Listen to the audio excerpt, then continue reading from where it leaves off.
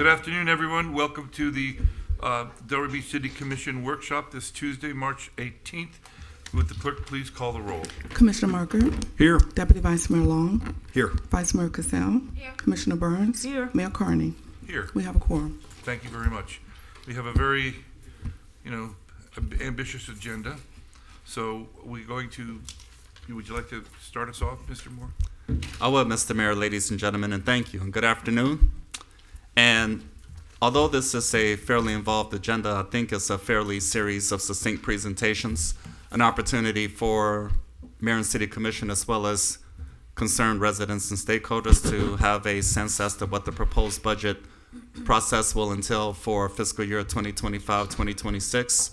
As I've committed at the conclusion of the current fiscal year proposed budget process, efforts are being made to initiate this engagement in an earlier fashion for a number of specific reasons, of which I'll outline shortly.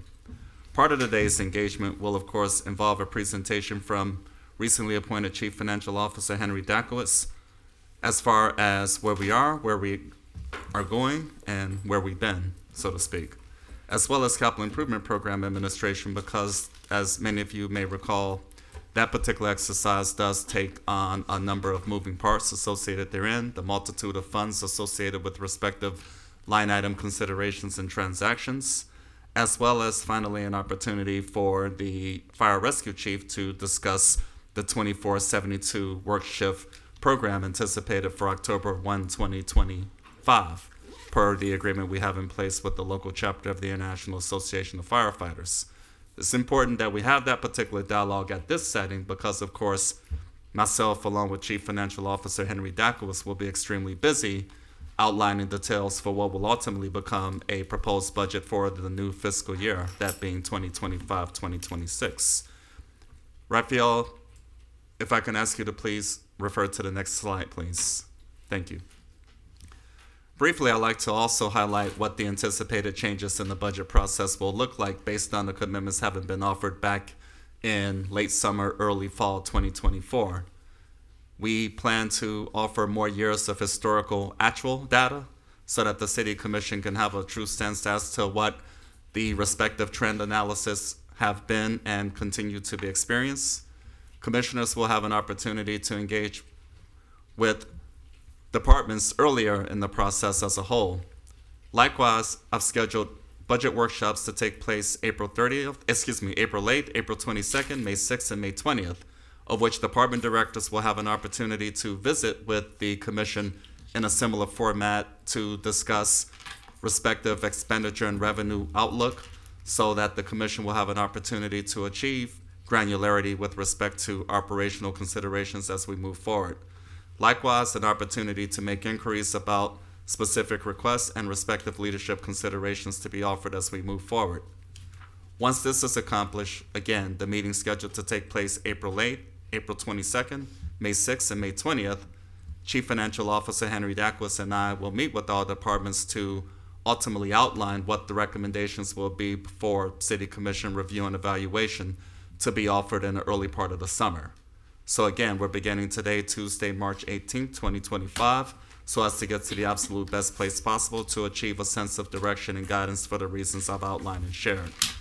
So once again, I will be concluding my introductory comments. However, at this time, we will give Chief Financial Officer Henry Dakowitz an opportunity to summarize some trends relative to where we are going, and what we hope to accomplish ultimately, followed by an overview of the capital improvement programming process by Director of Public Works Missy Barletto, as well as Fire Rescue Chief Ronald Martin relative to the 2472 shift change. Mr. Dakowitz, if you would, please. Thank you. I want to start my remarks reminding everyone my first week of employment, City Manager Moore asked me to make a presentation to all you good folks on day 7 of my employment, which was regarding the fourth quarter of last year and the entire year. As I've learned, numbers move. And so that was a very preliminary set of numbers, which was 2 months after year end. We're now 5 months after year end, And the numbers are firmer because our accounting staff has supplied the auditors with our trial balance, so I'm 95% confident of these numbers, but it's still subject to change by the auditors. So I also heard very early on two concepts the commission wanted. Granularity, an increase in granularity, which I interpret to be a level of detail that is informative without overloading you, that gives you more information in which to make decisions, and more time. And you'll see as we get to the calendar, as Mr. Moore alluded, we've tried to build the calendar this year to give you both. Okay, so everything I'm doing here, it's an update of the fourth quarter full year presentation, as well as the first quarter of fiscal 2025, which is October 1 to December 31st of 24. And then we'll talk about where we're heading. Let's see if this works. Okay, where we were. It's a little busy, but you did get this in your packages. Let me see if the pointer does work. Great. So let me start with the word fund. In government accounting world, fund has a technical meaning. It's a set of accounts that are self-balancing. So just like an organization, a company, an entity has self-balancing, debits equals credits, a fund is a subset of accounts which are self-balancing and are set up for a specific purpose. Now, in government accounting, the most important, there we go. The most important one is the general fund, which is where we focus most of our attention. That's where a lot of the operations occur. But it may be news to you that we have 35 other funds, of which 25 are active. I've spent a lot of time looking at the balance sheet, the income statement, and talking to the city manager and my peers, and I've determined to give details on 10 of them, okay? We'll have a line item where it says all other funds for those numbers, and we'll talk about the DDA and CRA. Very important to the city, but whose books are not run by our accounting department. They're independent. So my goal to start was to get my arms around everything of economic relevance here, and then determine what would be appropriate to discuss. So let me walk through that first line for the general fund and walk through this spreadsheet. So we start with the adopted budget, and it's balanced 184.9 million, both in revenue and in expense. And then I learned that the city amends its budget every month. I'm not a fan, but I go with what I've been given. So we have the amended budget where the revenue and expenses were 191.4 million, and all of the statistics will be based on that amended budget.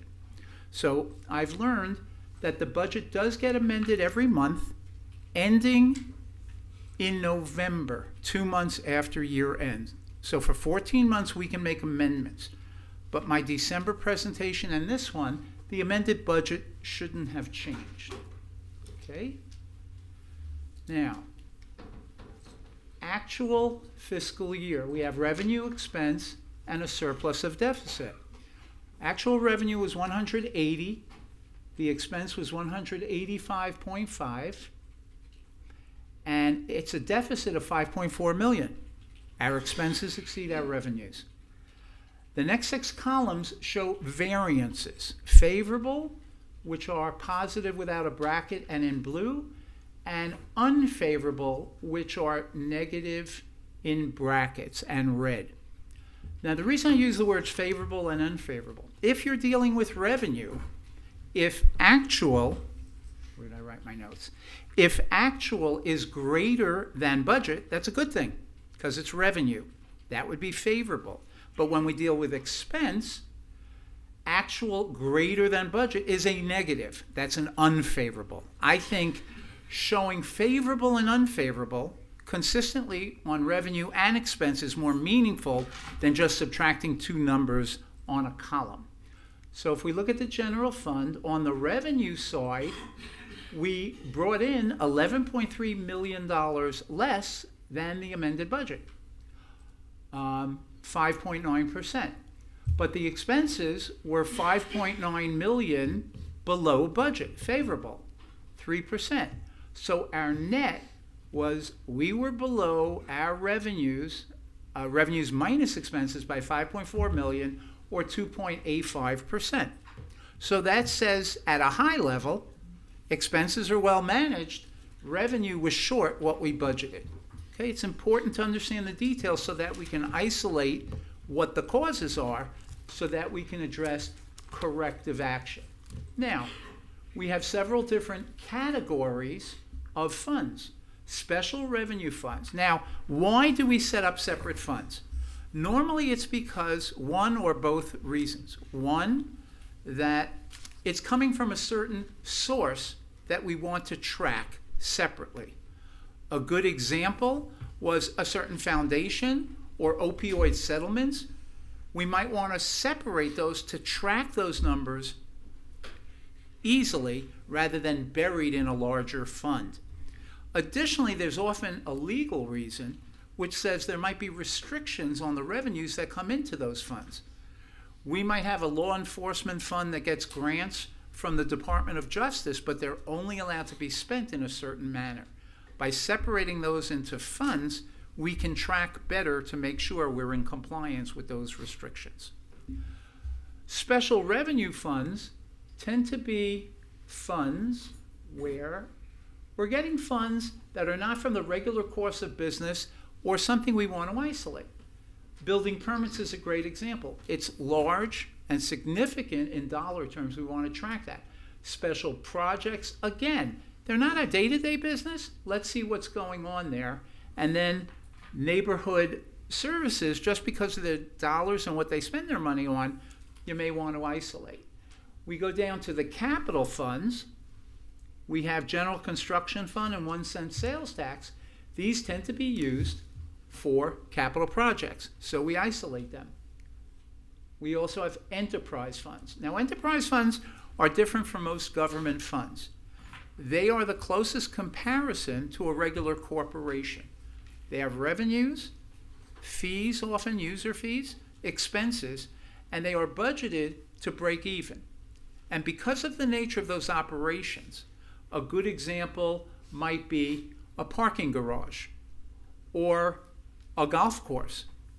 We're using fees to pay for the services and including everything, including debt service, so we break even.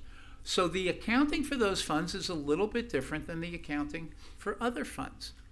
You know that in the real world there's accrual accounting, where you recognize revenue when you deliver a product or complete a service.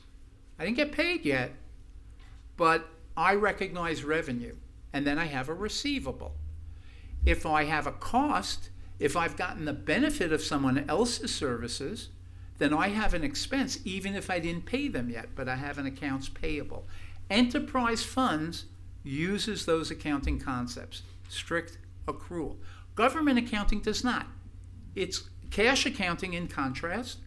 Cash is the most conservative. I don't count it as revenue until I have it in my hands, and I don't count it as an expense until I spend the money. Government is called modified accrual. It's somewhere in between. I'm not going to go into the details, but the concept is if we don't get the cash, will give us 60 days, 2 months at the end of the year. If you get the cash within 2 months of the end of the year, we'll count it as revenue. Let's say you send out tax bills. If someone pays 2 months late, we'll include it. 3 or more, not included in this current year. Same thing on the expense side. So that's what happened during COVID, where we had purchase orders. We might have gotten goods and services, but maybe we didn't pay within 2 months.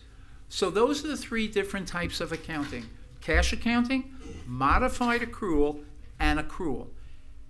Government fund and most of the others are modified accrual. Enterprise funds are accrual based. It has nuances. I will try to work through them to give you the most accurate data down the road. Enterprise. We also have internal service funds. So a good example is the garage fund that manages our fleet, or insurance funds, where we put all of the premiums and the proceeds and we go from there. And those are very important to supporting the rest of the network. Okay, and on the bottom I have DDA and CRA. So let's just take a highlight here of the special revenue funds. So we have total of 19.6 million in the original budget. We had 23.3 in the adopted. The revenue came in at 12 and the expenses at 10. So our variances are just as above. Revenue was below budget, negative. Expenses were below budget, which was a positive. And therefore, in total, we were 2 million better than the expected revenue minus expense from the budget. And obviously, we look at individual funds, but I'm just giving you a flavor of what we're looking at and I'll report on going forward. On the capital funds, we had budget was 43.4 minus 4 and 43.4 expense, 76.8 after the adopted budget, and we had 21 million of revenue, 24 expenditure for a negative 3.2, and the variances. We were below revenue by 55 million, up below expense by 52 for a shortfall of 3.2. There were many different reasons for all of these variances, but this is last year, and I just want to give you a highlight of what happened. I look at this as our capital program. We might have had ambitions, but what we actually ended up doing was less. On the enterprise funds, our revenues was 73.5 and expenses adopted was 79. The actual was 58.6 revenue, 54.9 expense for a net positive of 3.7. Again, the same pattern. Revenues were 20 million below, expenses were 24 million of actual expenses lower than planned. So our net was a positive of, if I could get the right number, 3.7 million. Internal service, same sort of thing. I just want to give you a flavor. I don't want to bury you in detail, but to me, those are the 10 most important. We have all the others summed up in that blue line, and then we have DDA and CRA. CRA has a lot of money running through it. They have sources. They get some money from us. They get some money from other sources, and they give us back some of that money to use for our purposes. I will get into it and learn more about those details, but obviously we have to keep track of it. It's very significant, similar for DDA. Any questions at this point? Okay, so now let me go forward with the presentations you've seen in the past. We stick to just the general fund and revenues. By the type, our budget was 184.9 and then it was 191.4. Actual came in at 180. Again, using the same methodology of favorable, unfavorable. So since these are revenues, these are shortfalls. But if you notice the total, we were short by 11.3 from budget, but all of it was because we didn't draw down any money from reserves. Okay? So therefore, I'm not so sure how horrible that was. It means we kind of balanced what we had and we didn't draw down. And that's that 11.3 to focus on. Now, okay, can we get the next slide, please?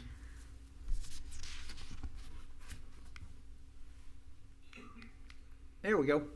General fund expenditures by type, which is what we always like to look at as well. So we have, again, personnel services was unfavorable. It came in at 109 million as opposed to 108.7 million, which is less than 0.25%. Debt service was low, and this was misforecast.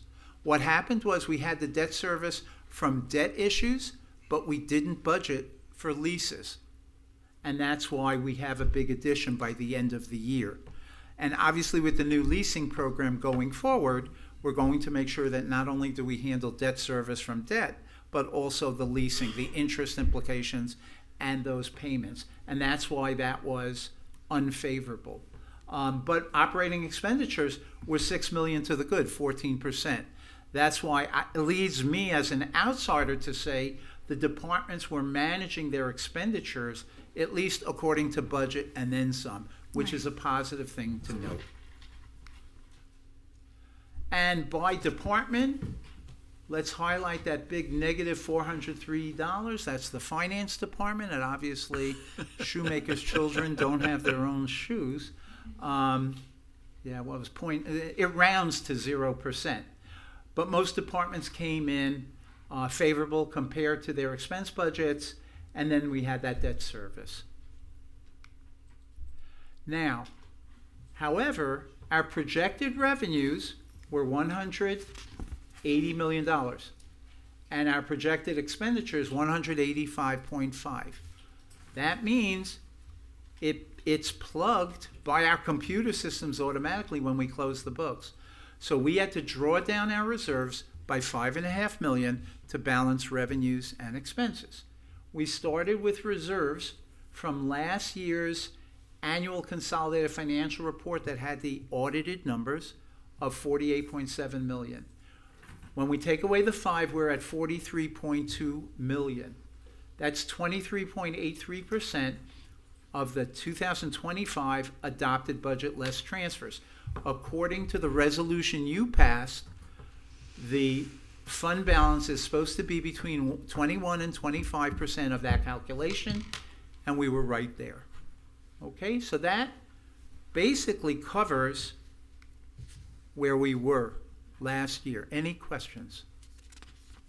Okay, where we are. Let's look at the first quarter of this year. One of the limitations of our budgeting process is that every line item for the year is budgeted at $1 amount for the whole year. So when in other places you might have quarterly or monthly budget versus actual. Well, if something is seasonal, we send out tax bills at certain times of the year, and that's when we get the money, but not in others. So when you take a measure at a certain point in time, there may be timing differences built in. We're going to try, but I don't think this year we're going to be able to implement monthly forecasts, but maybe in the following year. So again, same listing of funds. Let's start with the government fund. The adopted budget, October 1, was $187 million. Just get to the page here. Yes. And then the amended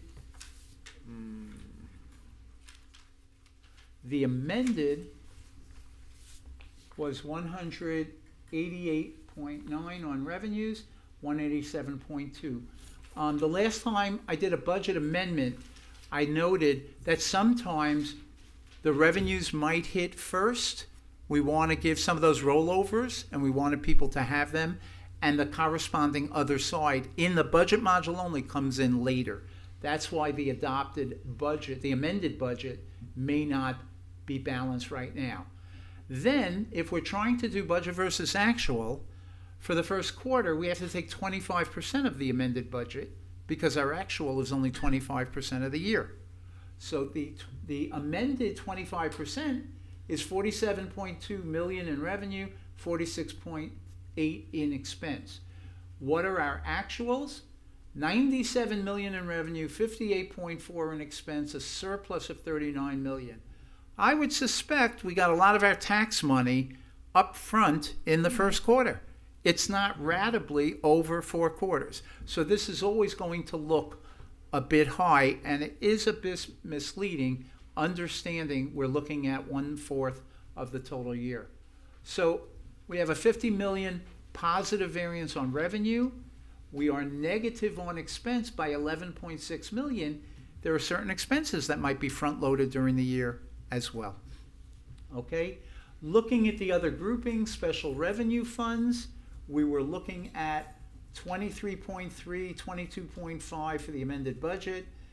Actual, the 25% is 5.8, 5.6. Actual came in at 2.5, 1.9. So we are behind, but the expenses haven't been spent. Revenue didn't come in, but we didn't spend the money either. So not worried about that, and I assume the differences are going to be timing. Let's go to capital funds. Again, the 25% is 28.5 revenue, 20.8 expense. We've only spent, the revenue is only 0.5, the expense is only 3 million. But this is something we control. We're moving this money from the general fund into here. I'm not that worried about it. This is controlled. I then look at enterprise funds. We had, for the year, 124.8 revenue, 120.9 expense. That translates into 31.2, 30.2 expense. And we got 17 million of revenue, 10.4 million, but we're net for revenue minus expense, we're ahead by 5.6. I think here, especially some of these things like water and sewer and stormwater, there's a seasonality. So therefore, that would explain some of the reasoning. Going down further, we then have the internal service funds. Again, the 25% looks at 11 million, 10.6 expenses. We came in at 8.1 and 6.7. The similar to what we've had before. Revenues are short, but expenses have beat the budget by more than that, so we're a positive 0.9. And then I also have CRA and DDA numbers. So this gives you the overview, and we're monitoring this. And as we beef up our budget staff, we will be able to spend more time getting an understanding of what these numbers represent. General fund revenues by type. Again, amended budget, the 25% was 29 million. Actual year to date was 85 million. So we have, these are revenues. So again, we've gotten those revenues in advance, as we explained before. So we have a 56 million positive variance. Drawdown from reserves is a negative 2.5. We only do that end of the year when we need to, so I'm not worried about that. Miscellaneous revenues are below by 3. Those are miscellaneous revenues. Again, there might be a seasonality. I'd like to see the second quarter before I really worry about that. But here's the general fund revenues by type. Then we have general fund expenditures by type. And bottom line, we are 11.6 million negative, mostly because of grants and aids. The budget there was 24 million amended, and we spent 22.8 in the first quarter. Again, we're funding nonprofits and other organizations. We might have done that early in the year to help them. The money's going to come through. It's just a timing difference. Again, I don't see anything here that really alarms me. Wait, could you just clarify that? You're saying grants and aids, we adopted to expend 24 million. Yes. We've expended to date 22. Yes. Right. So but that's for the full year. I mean, you're saying that's not, we shouldn't be concerned about that on a percentage basis? I would check. I Okay. suspect. I'll give you a good example. When we fund pensions, we can fund it any time of the year. We have a budget. Right. We try to fund it at the beginning of the year. That way we'll get investment returns for a Got whole it. year. Right. So that number up front could be- Taxes, it's nice that the bills go out and we get that cash in early. Mm-hmm. I would suspect, my experience in other governments, when we are giving out grants and aids to assist nonprofits or other departments, we front load it. So I would check. I would assume they spent most of the money in the first quarter, and that's okay. And that's where, if we got a monthly or quarterly budget, we'd have more proof that we're okay. But for right now, I'm making assumptions, and we can check with certain departments to test that. Thanks. And one other thing you said as you were transitioning slides, you said when we beef up our budgeting department Yes. staff, I'm are sorry? we, no, forgive me. Are we Are you hiring are you short in your department? Yes, right I am. My deputy quit now? Oh, Miss within Lizine? 2 months after I joined. Okay, thank you. You're welcome. Mr. Moore made it clear that the budget can't go up. So we're looking to add talent, But that money should have been in your budget already, no? yes, Right, but I can't spend more than that. I see. Do you feel like you can't get an adequate I feel individual I at can that? get very good talent Okay, and still within the be budget. budget responsible in the finance department. It's just Thank one of you. those things we try to do. Got it. You're welcome. Thank you for the question. Okay, so this is general fund expenditures by type.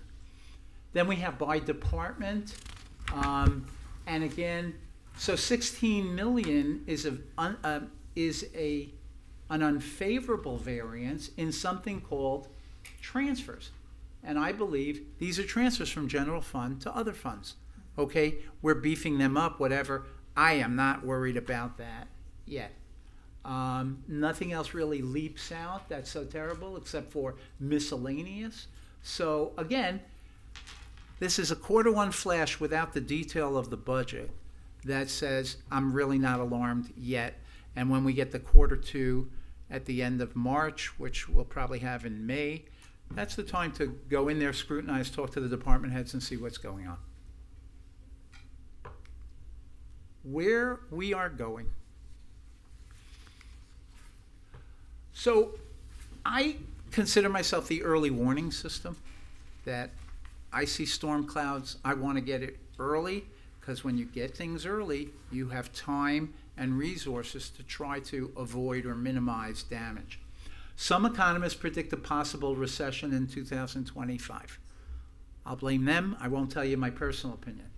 While inflation rates in February were lower than in recent months, some predict increases in inflation in late 25 and early 26, just because we have $36 trillion of debt, just because we think that DOGE will not reduce the current year expected $2 trillion deficit by a okay, they cut it in half. Now it's $1 trillion. The amount of debt floating around, and it's also at state and local and county governments, there's a lot of inflation, and realistically, the only way the government can do it without repudiating their debt and defaulting is to inflate it away. Okay, I got $1 million of yours now, and I'm going to pay you with currency that is worth much less in the future. So what many people are predicting is printing presses, lower interest rates from the Fed, which ultimately might lead to inflation. Again, not definite, it's a crystal ball. If we have a recession and inflation at the same time, the dreaded stagflation, so you have the economy sputtering, yet prices keep going up, that's a real challenge for everybody. Individuals, businesses, governments, there's a chance, and I think it's more than a remote chance. So we'll see. Yes, sir. Are you worried about grants being cut as well?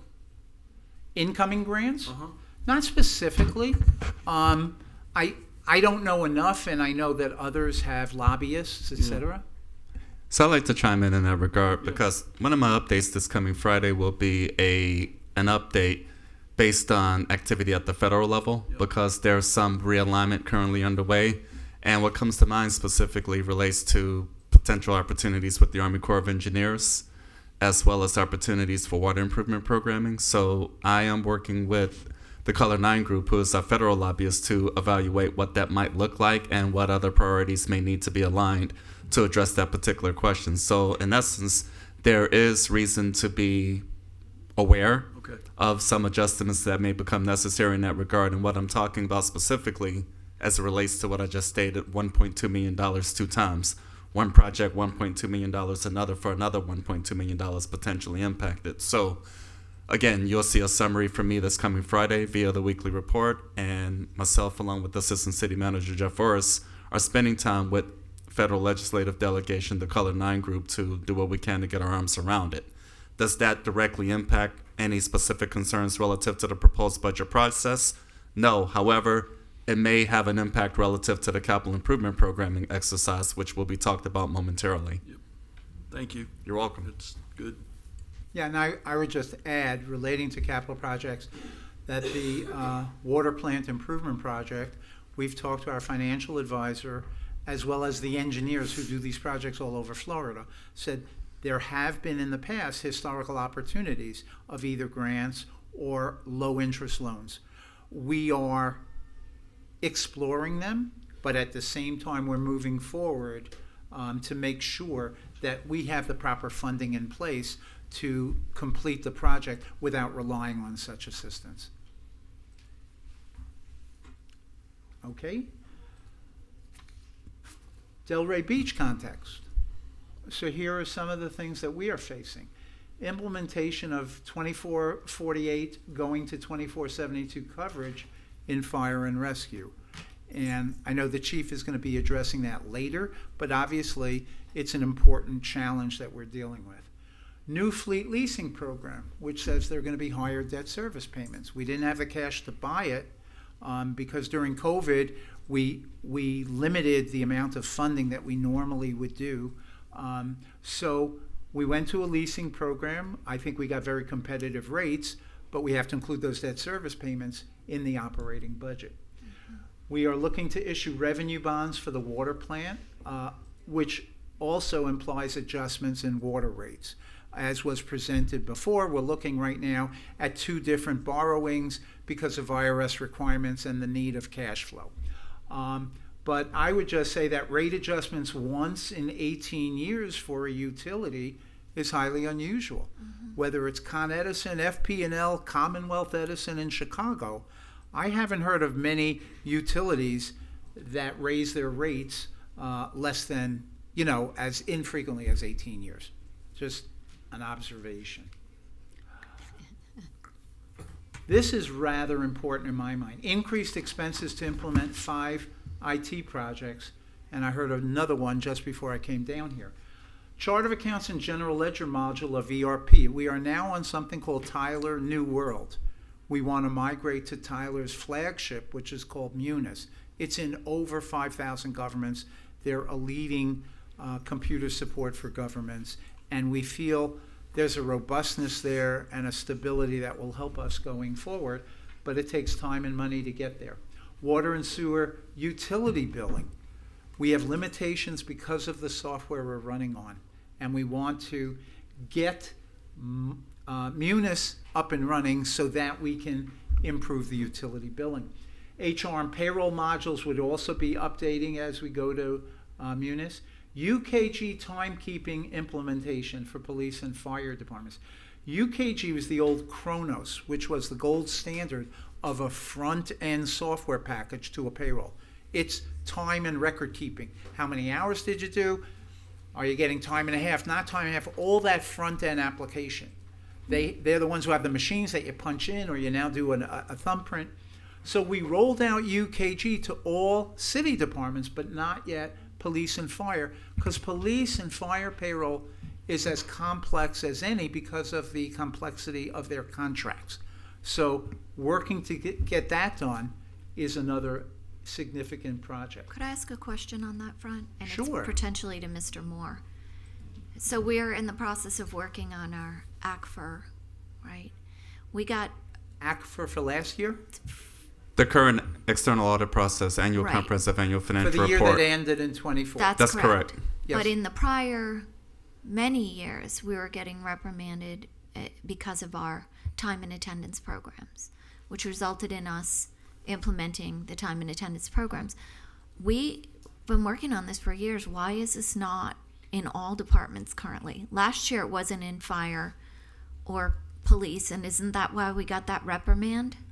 It is currently in all departments, so we are updating matters for police department and fire rescue department, so we need to proceed along the lines that was just talked about in this regard. We are not anticipated to experience any other findings in this regard because of the process being made. And quite frankly, that's what I was concerned about. The fact that we made significant progress to implement this successfully in all Still other getting departments. finding. And given the dynamics of police operations and fire rescue operations with the multiple shifts, 24/7 hours a day, etc., that's very well understood. So the next step of us implementing this will be able to make it specialized such that we can cover this on a 24/7 basis. Thank So with that, I don't think that's a concern whatsoever. That's been the state of Florida had been notified accordingly, and that's been pretty well accepted. So no Okay. concerns imminent. Thank you. You're welcome. Yeah, and I would just add that there are limitations on my payroll staff. There's only so much work they can do. They're doing the regular work of getting the payroll out every 2 weeks while working on a computer project.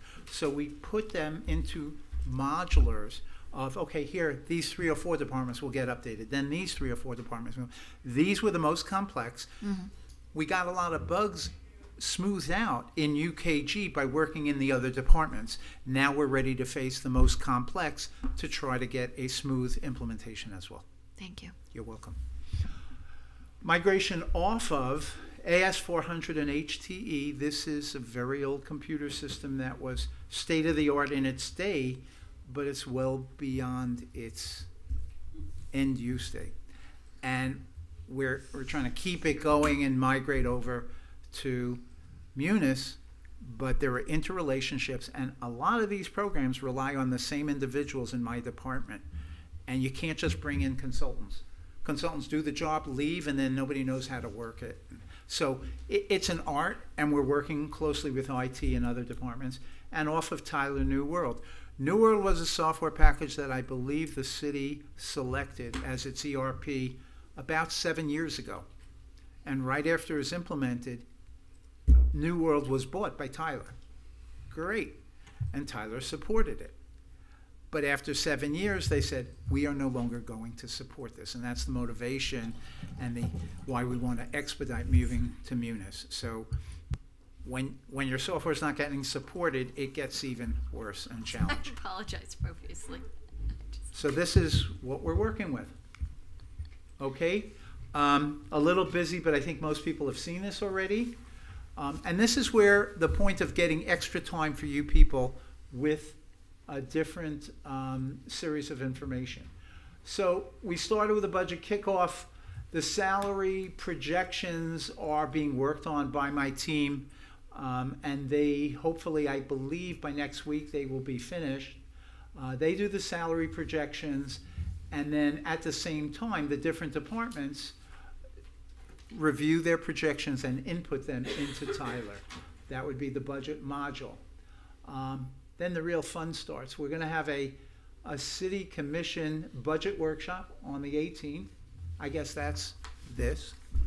And then the finance department, that would be my budget staff and I, will be reviewing the submissions between March 24th and April 4th.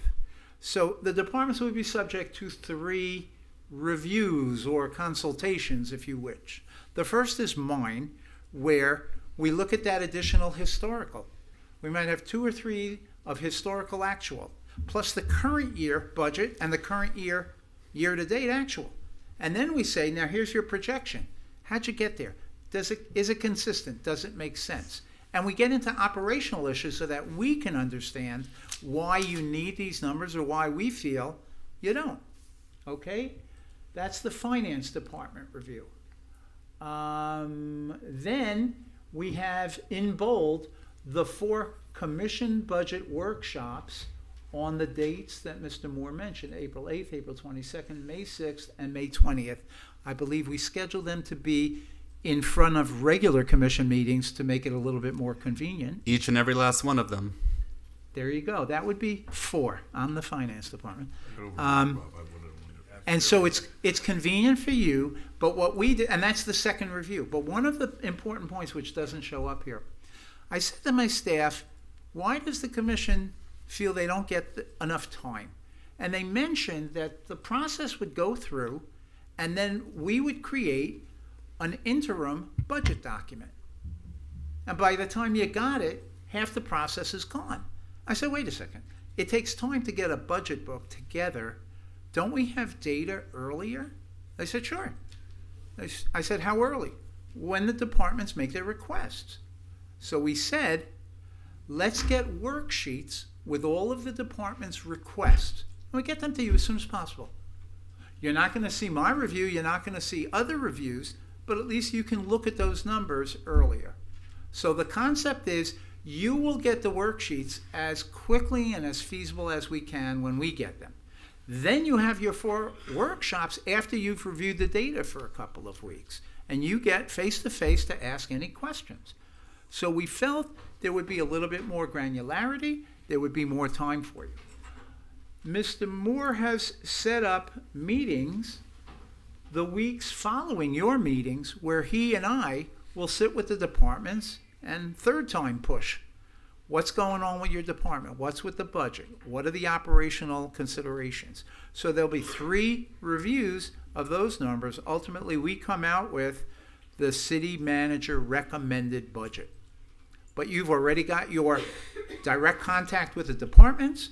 We've gone through certain reviews. The departments have communicated a lot to us. And then we get to the final reviews where, no, we'll go to the next page. The City Commission Budget Workshop with the county's preliminary taxable value. Then we have updated budget with the certified taxable value. And then we work all the way through, as you've seen in prior years, until you fix the millage rate. So we feel it's taking more time on the calendar, but we think it's very valuable for all these communications, trying to give the most accurate information to all parties as soon as we can. And we're hoping that this would end up in a more positive experience. Any questions? May I? Going back to the first few slides, and forgive me if, because we've moved along quite a bit, you indicated that we're good at keeping our expenditures in check, staying within the parameters. Based on we've laid out. last year's results. Right, but that our revenues were not keeping up with what we anticipated. Do you have any more information on that? Where, how, what we can do? I could only look into the actuals that came in to Right. understand. I'll tell you a problem I have coming in. Sure. I didn't set up the budget. Right, I understand. Budgets have a quality Mm-hmm. where people can game the system, underestimate revenues, overestimate expenses, and look like heroes. Right. So I wasn't part of that process. So when I look at budget versus actual, I have even less confidence in my conclusions. I think going through this coming year, where I'm leading the process, you will have your time with the individual departments, and then the city manager and I will have a time using all of that information to come up with a recommended budget. I think will allow me to have greater confidence in the budget, being fair, reasonable, but not too high and not too low. And then as the results come in, then if you have a positive variance, I say that's good management. And if you had negative, right now I can't attribute that or this. Right, so we don't know, when you say we didn't, our revenues were considerably less than what we anticipated. Well, but last year, the only revenue shortfall was drawdown from balance, from Right. fund balance. So on a revenue. Can you go back to that slide, so while we're Sure. talking about this, I'm I- looking at I'll the try. slide, if you don't mind. Oh. I think it's in the beginning, Here we go. thank you. We were looking at revenues. So the Yeah. 11.3 million shortfall from budget Yes, was all drawdown from reserves. right, So the point is, on the budget side, revenues came in as the amended budget, okay, except for the drawdown. got it, Then when you go to expenses, expenses were 5.9 lower, more favorable than the 191. right, thank you, Right. I got it. Good. Any other questions? So there weren't any other significant misses, really. No. That was the sole. On the revenue side, now, when you did the amended budget, if it was balanced, it should have all come in except for the 11 million. Yeah. But the problem was, we didn't draw down 11, but we had to draw down reserves by 5.5 million. 5.5 as opposed to 11. Right. Only 5.5 compared to the budgeted 11. So the point is, as we do our budget, I would hope that we budget fairly without counting on any drawdowns, and the departments get funded for what they need. The revenues are assumed realistically, so they come in, and then we can just measure performance based on budget versus actual. Okay. And for the budgeting going forward under your stewardship, so we'll have monthly numbers, so we will be able to address that I would say- seasonality issue? Logistically, and because my deputy is gone, we're short-staffed. Okay. So trying to move to a month, actually, I was told that New World Yep. can't do it. Oh. If you want to do monthly, they divide by 12 every number. So it doesn't do anything. I know personally in Norwalk, I've used Munis for 5 years. You can do monthly budgeting. And therefore, when we do a budget based on monthly, I mean, I could still do the quarterly reports, but it's based on 3 real numbers for the budget, not just 25% of a total annual. So I just think for this budget cycle, that's too ambitious. Okay. Plus, if we're going to Munis, let's go and wait till Munis is up, and then we could do it then. Yeah, I mean, I come out of the corporate world. I like the monthly reads because then you can make your adjustments like Quickly. real time. Agreed. When you get the numbers, at the mid-year point, or it's hard to make the cuts, or it's hard to adjust. My goal would be to have budget by month, Okay. budget versus actual every month, Yep. and a team from budgeting department Yep. communicating. Congratulations, but here's where it seems weak. Yeah. Is it timing, or is it some? And they're on top of it Yeah. faster, because the more time you have, the better you can correct. Yeah. Your vision's right. So. Tell my doctor. Thank you. Any other questions? So I'm only concerned about early warning on misses, which is what we're talking about. So when revenue comes in high? no, I don't care about those. That's a good miss. You mean the unfavorable? Unfavorable misses. There you That's go. correct. You and me both. I'm early warning on the negative. So With that, Mr. Deckwitz, thank you very much. And Commission, at this time, the next portion of the presentation will be devoted to Capital Improvement Program. Likewise, Director of Public Works, Missy Berletto. Thank you, Henry. That was great. Thank you.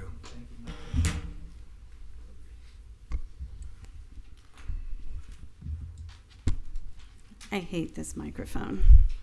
Good evening, Mayor and Commissioners. Missy Barletto, Director of Public Works. And in keeping with Henry's theme of a road trip through the budget, I am going to start off with you with where we were. From back in 2022, this shows where our capital improvement program budget was by fund. It was a total of $36 million. Keep in mind that number. In just 3 years, by 2025, our capital improvement budget has grown to $250.9 million. Holy moly. well, we've added a water plant. We've added a few things. It's amazing. I think it's great. That was in a complimentary way. Great for anticipating my next slide. What changed?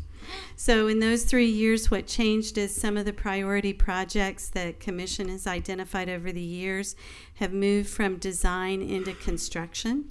That includes Pompey Park, which we'll be getting ready to start on very soon, a new water treatment plant, Marine Way and Thomas Street stormwater pump station projects. We have a beach renourishment this year. All of those are very high dollar and high quality projects for the city of Delray Beach.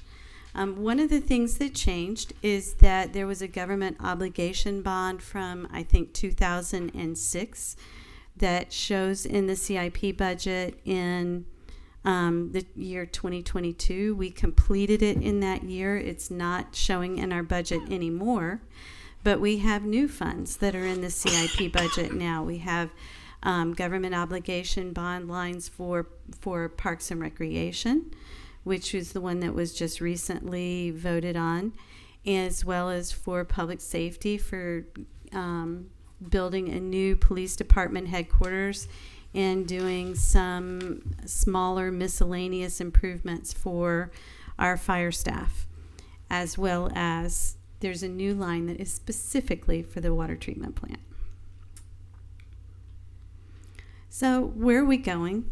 In the coming year's budget process, you can see the theme of large construction projects is going to continue. We have the water treatment plant. I think I've said that now 3 times, so everybody take a drink. Water treatment plant, we have the Northwest neighborhood construction coming online. That will be done in 3 phases across a number of years, 6 to 7 years. But that will be done in 3 phases. Tropic Isle neighborhood project, another very large neighborhood project that incorporates water and sewer, stormwater, sidewalks, new road construction, and some street lighting. And our municipal golf course will come online this year. Some of the facility improvements that we're looking at in the coming year, I think our theme is going to be improving conditions for city employees and for our residents that visit our facilities. We'll be starting the process to construct the new design and construct the new police department headquarters. We're looking at making some renovations to City Hall that are much needed in order to make City Hall a usable facility for the city for at least the next 10 to 15 years before we start to consider again constructing a new City Hall. We will be not changing the height, let me say that again, not changing the height of the Ocean Rescue headquarters at Anchor Park, but we are going to be building an ancillary facility where right now they store all their important tools, which I call toys, underneath in the double garage. We're going to build an outside facility for them to store those items in, and then renovate that interior space to double the amount of office space that they have. Right now they have 33 people crammed into a very, very small area. And then some other improvements at fire department facilities, including new roofs and paint at least the fire department headquarters and fire department 112, but they haven't handed their sheets in yet. That's just what I'm hearing through the grapevine. And then again, we'll be looking toward improving our financial software to accommodate all these things.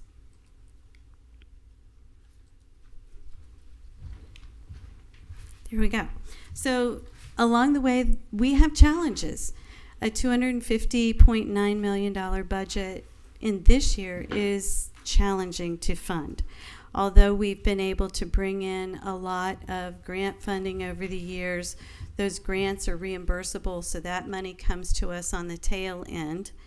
And we have to look at how we're going to be funding these major projects in the coming year. So the infrastructure surtax, which shows in your budget as 1 cent sales tax, that actually sunsets in 2026. So we'll be looking at how to replace that revenue source. When that infrastructure surtax was originally passed, the city did a revenue bond based on the income from that source, which gave us a lot of initial large amounts of capital to do some of the more major projects that needed to be done. And we've continued to pay debt service on that revenue bond straight along, as well as having a little bit of extra dollars in there to complete some of the other smaller projects that Commission has identified as priorities. Our beach fund is not an enterprise fund. It's not a special revenue fund. Our beach fund is mostly funded by county. The county gets funds from the bed tax, but all of those go directly to the county, which then helps us fund some of our projects through interlocal agreements. We'll be bringing you a new interlocal agreement with the county within the next couple of months that will help to pay for the beach renourishment project that will start happening this summer. But those funds are dependent on county, state, and federal funding. So depending on how that state and federal funding goes, we have had very successful, the state has successfully funded at least $50 million annually for beach projects. And we've been very confident in that. So I don't know that that's going to change, but some of our federal allocations through the Army Corps of Engineers may be changing. The difference in what it costs us to maintain the beach for Blue Flag comes out of our general fund. The stormwater fund. So we have stormwater utility assessments. We brought a new way of calculating those assessments that's more equitable depending on the impact of an individual residence on the actual system a couple of years ago. That initial increase was very, very small. I think it was like 4% in the beginning. But we promised at that time that we would be bringing additional increases to that stormwater utility assessment annually as we bring more and more of the $360 million worth of stormwater projects that were identified in our stormwater master plan for the next 30 years for the city in order to keep us ahead of sea level rise and that sort of thing. That we would be bringing additional increases to that assessment as those become necessary. We will be doing that this year. We skipped it last year because Commission had asked us to incorporate some forgiveness of some of the stormwater assessments for churches, for some public facilities, that sort of thing. That ordinance will be coming up in the next month or so. So for the stormwater fund, we've been meeting with finance to talk about how we're going to fund some of the major projects that we're getting ready to construct. And you can expect us to bring a very similar presentation to what you just received for the water treatment plant to pay for some of the stormwater projects that are coming online this year. Thomas Street Pump Station is one, Marine Way is another, that are relatively large projects that have been on the books for a long time, and they're now ready to go to construction. So all right, Mom, when are we getting there? We've already had our budget kickoff meeting. We told all the department heads they have to submit their forms to us by the 21st. But I decided to give them a little bit of a break because that's also when their budgets are due. So if they don't have their budgets wrapped up on the 21st, they can have another couple of days to get their CIP forms to us. Annually we have meetings with the department heads. This year the finance department is going to be joining us for those, which is helpful to us because that way we know if an individual department has funded some of the things they put in for a CIP request in their operational budget, which before we were not sure. So now we'll know for certain if those things are likely to happen in the operational budget as a check and balance. That's one new process improvement that we've put in place. The budget workshops where we'll be bringing you the draft of the CIP budget will happen on June 13th and then again on July 15th. There is a third potential budget workshop that's scheduled for August 18th, but we're going to try very hard to wrap up the CIP budget by July 15th because on August 18th, we need to present that budget to the Planning and Zoning Board for their blessing. And then the public hearings for the Commission to adopt will be on September 2nd and on September 15th. So where are we going on vacation next year? We have to start looking at some process improvement for how we fund these major projects as they come online. One of the things that we have talked about, we talked about it in the CIP project presentation last year, and we're going to continue doing it the same way this year that we did last year. But in the future years, we're hoping to move to a full 5-year capital plan, which will include, when we have these multi-year fund projects, we will have dedicated funding for those projects for each of the 5 years and keep that running total. That will put us more in sync with how things are done at the state level and give us a better opportunity to do strategic planning. And for as far as the multi-year funding planning, this is why I asked Henry to stay up here with me, because we've been talking about exactly what we're going to need to do for how to pay for these major projects with the infrastructure surtax sunsetting. That was something that we've relied on for nearly 10 years for having those more having matching funds for TPA grants and things like that. That's going to be going away. The county has indicated that they're not interested in moving forward with replacing the infrastructure surtax, but they are interested in doing a transportation half-cent sales tax, which we have, at your last commission meeting, you supported sending a resolution in support of developing a countywide transportation master plan, which we'll be adopting prior to taking that vote to the residents, so that they'll know exactly what it is that they'll be voting on. And that will help in the future. That will help with some of the funding for roadway projects and stormwater projects that are associated with transportation issues. But that still leaves a deficit for some of the major neighborhood projects that we have moving forward. So we'll be looking at how to provide that multi-year funding in future years. Do we have any idea what that difference will look like when they take away the 1 cent surtax? It's dwindled versus- over the years because we took most of the funds that we expected to receive at once in the beginning of the 10-year program. We've used it. We've used it all. We've used it every year. And now what we bring in each year annually covers that debt service, Got it. plus maybe another $1 million to $2 million, depending on how well sales tax does in that year. Right. Thank you. I would just point out to clarify that the sewer bonds and stormwater bonds are revenue bonds, Mm-hmm. which are treated differently in the approval process and how they are funded for repayment of debt service. Understood.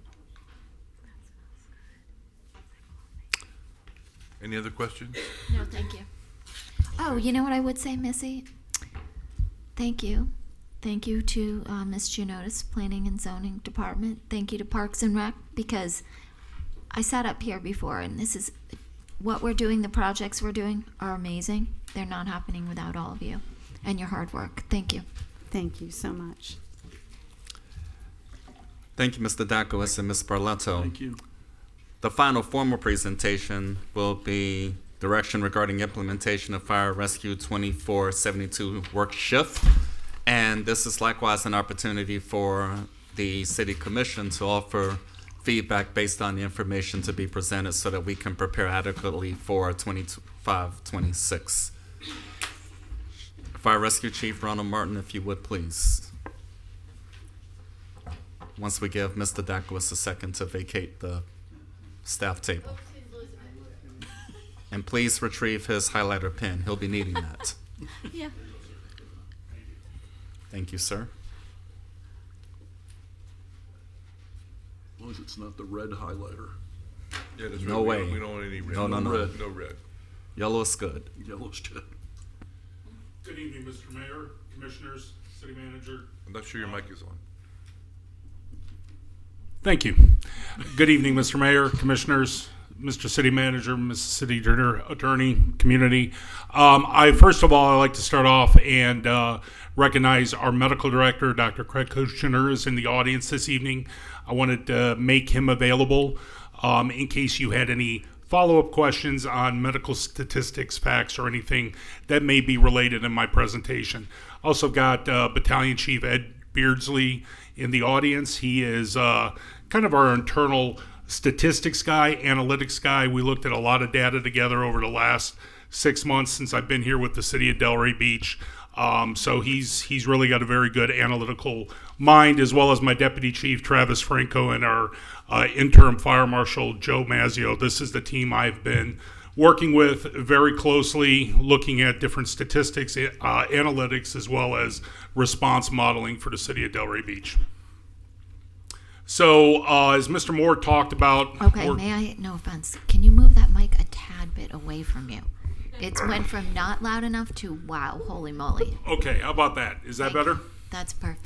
Okay, so we're going to be talking about the direction we need regarding the implementation of the Fire Rescue 2472 work schedule. So, keeping with the theme, why are we here? This is part of our contractual requirement with the International Association of Firefighters, Local 1842. I looked at the annual year-over-year cost for a cumulative total. This is not the aggregate total. But I wanted to look at what the specific years of the contract cost to the organization was. We're in obviously year 3 with the implementation of the 42-hour work week, with negotiated accrual reductions. Obviously, no salary increases are planned for a price tag of about $2.58 million.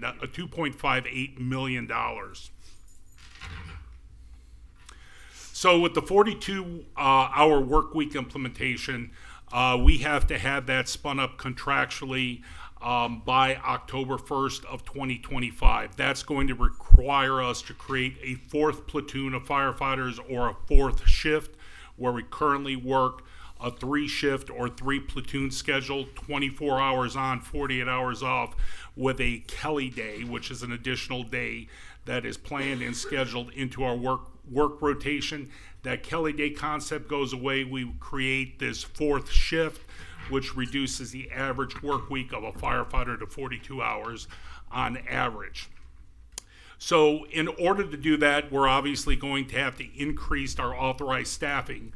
For fiscal year 24-25, we anticipate needing, based on our data and our projections for our writing positions, 15 new positions for emergency operations.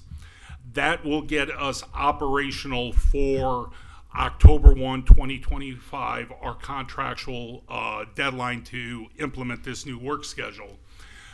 With that will create an overtime dependent model, meaning we will have just enough positions for October 1, 2025 to meet our contractual obligations.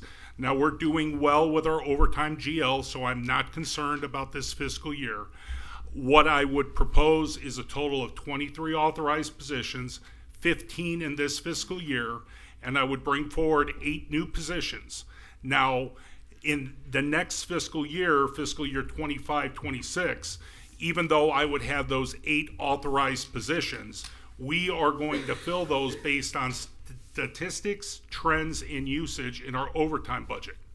So it's not a blank check, a blank authorization, just woohoo, we got 8 more people to hire. We will do that based on statistics, analysis of our overtime budget to identify every opportunity for budgetary efficiencies in conjunction with the city manager's office. So for fiscal year 24-25, we estimated the cost out at $619,534.78, and for fiscal year 25-26, that an additional cost of potential additional cost of $863,409.38, for a total cost of $2,584,725.68. Yes.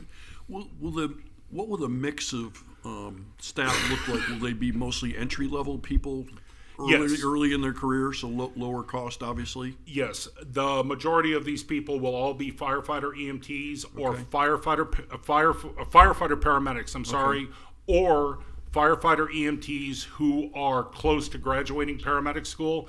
So there'll be a minimal window of savings because they have a lower lower medical credential, but soon as they become state certified, they would go up to the next level. So we are assuming firefighter, paramedic salary in all of our projections. Okay, gotcha. Thank you. So there's some unknown variables with a 2472. This is a new concept to the industry-wide. It is not the normal. Delray Beach recognized certain variables that could potentially benefit the workforce, make a healthier workforce in the fire rescue services, and it was an early adopter. So there's still a lot of unknown variables. We do know now that with the creation of the fourth shift, all our current overtime protections with additional positions and additional ranked positions that are our highest earner, all of those protections in overtime will get absorbed with the creation of the fourth shift. However, our lower level wage earners, overtime will be minimal there. We do know that Local 1842 across the board negotiated in for 2472s about a 14.8% reduction in accrued leave. So theoretically, we should see a global reduction in overtime because we'll have less leave usage. So we're now at a point where we need to make a financial decision, and we recognize this as a financial decision of maintaining the current service delivery model of our emergency medical services, which is a minimum shift staffing of 34 with a total authorized shift strength of 40, or do we change our service delivery model of emergency medical services with a minimum shift staffing of 29 and an authorized total of 34, which would not require us to create any new positions? Irregardless of the decision today or the direction that we get from you today, the mission is going to be met. If the direction is to change our service delivery model based on our analysis of Florida, the nation, region, we would probably implement a Hillsborough model of staffing, which means we will still have 3 persons on a rescue. However, we will not support the third position with overtime. With an average daily absence rate of 6, 3-person rescue staffing will be rare in this city. There's a lot of efficiency that comes with our model. Our current emergency medical service system in this model, because we added 1 person to a rescue, means that our system was able to lose an ambulance without negatively impacting service to the community. Because we have maximum efficiency because of our staffing allocation on our vehicles, we are able to turn ambulances very quickly at the hospital, get them back in service, get them on the road to provide the highest level of service. So we will have some delay. We will have some increasing delay if we impact the efficiency in our workforce allocation. So the key points as your fire chief looking at this, as I shared in my documents with you, the biggest thing that concerns me are these following data points. Reducing our staff or not keeping the same model of staffing and allocation will increase our transport time to definitive care. Now, what does that mean? For our critical care population, we bring a lot of tools, equipment, knowledge, and expertise to a patient who is critically ill, specifically stroke, septic patients, trauma patients, cardiac patients, where time is literally life or death. We have been able to successfully reduce our time to transport from the time we're on scene to we are getting these people to the hospital, the definitive care, which is a universally accepted survivability standpoint. We've been able to reduce that time by over 20%. That is impressive. I applaud all of you and everyone with the fire rescue service because that is a benchmark that all emergency medical service systems strive to reach, and you're reaching it, and we're continuing to make progress there. We will increase the number of dual apparatus response to low acuity calls. We've all had an opportunity, or if you need an opportunity, I can create that opportunity to look at our PSAP. When we are dispatched, and that's our Public Safety Alarm Processing Center, I'm sorry for the vernacular of the industry, PSAP. When our 911 call center receives a call, sometimes most of the time, people are having the worst day of their life. So the information they're giving to our trained call takers, our trained dispatchers, they are triaging that information. And they assume the worst case. Right now, about 37% of our responses are handled by one single apparatus, our rescue. If we reduce our staffing, because we have to assume the worst from our dispatch center, they're going to assume we have an effective response force to take care of the worst case scenario. That means that you're going to see an ambulance and a fire truck going to more and more calls in the city of Delray Beach. Now, from a patient care aspect, that's good. From a risk management standpoint, as your fire chief, I worry about increasing the number of apparatus running lights and sirens in our city at rush hour to a low acuity call that we're thinking may be a high acuity call, and there's really no good way to get around that. We will have a higher likelihood, because we're not able to turn our apparatus, our ambulances, our rescues at the hospital as quick, with call concurrency. And call concurrency is how many times do 911 calls occur simultaneously or within clusters. We're able to absorb our near 30% call concurrency very well, because we get to the hospital, we're turning that rescue, we have efficiencies, we're going. GE would be proud of all of you and your decisions that you've made historically here, because we have efficiencies in operations. If that goes away, we're going to see a higher likelihood of delays in 911 response from our rescues, as well as because our fire apparatuses that are in zone are being tied up for potentially lower acuity calls, that another resource is coming into a zone and crisscrossing the city. Again, it's a potential. And most critically, with delays to 911 responses, we always look at those high acuity calls. There can be, and there potentially will be, delays to getting hands on the chest for compressions and time to first shock or defibrillation, which is a critical point. These are the 4 points that stood out to me in evaluation of this. Now, I will tell you, it is very unique for me coming from the outside to Palm Beach County, Southeast Florida, to see 3-person rescue staffing. It's not the standard in our industry.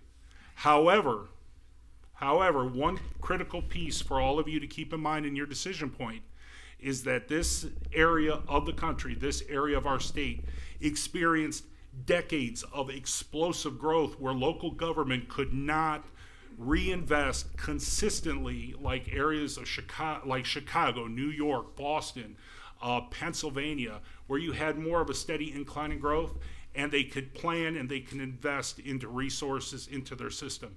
You guys in Southeast Florida did not have that opportunity, so you had to get creative with your staffing and your staffing allocations to reach maximum efficiency in use. We will also, if we change our service delivery model, we will have a reduction in our effective response force for those low occurrence, high risk events. What are low occurrence, high risk events? Structure fires, high-rise fires, mercantile occupancy fires. We know we have great code enforcement, we got great construction, we got great building department that ensures that our people are safe in the as-built environment. But when fires do occur, we will have reduced staffing. So level of service, again, as a recap, we would need a mid-year budget adjustment for 15 firefighter paramedics this fiscal year, with an additional 8 positions coming forward for fiscal year 25-26. And again, I plan and intend on filling those based on analysis and statistics based on overtime to have maximum savings. A reduction would require, obviously, no mid-year budget adjustment. However, I would be bringing in, because we will have to look at critically, and the data already supports, that we would have to look at bringing in a 6th rescue to our system, because we're losing the efficiencies that I talked about. That's 8 personnel. That's an additional expansion of our fleet program for an estimated cost of about $1.72 million to add that sixth rescue. We're going to need a sixth rescue at some point, but with our current model, we have 2, potentially 3 fiscal years before we have to consider that. Ancillary financial considerations, the sixth full-time rescue, the 8 additional personnel. But the key that I want to leave you with as I get ready to wrap up here is we have to acknowledge generational norms in the workforce.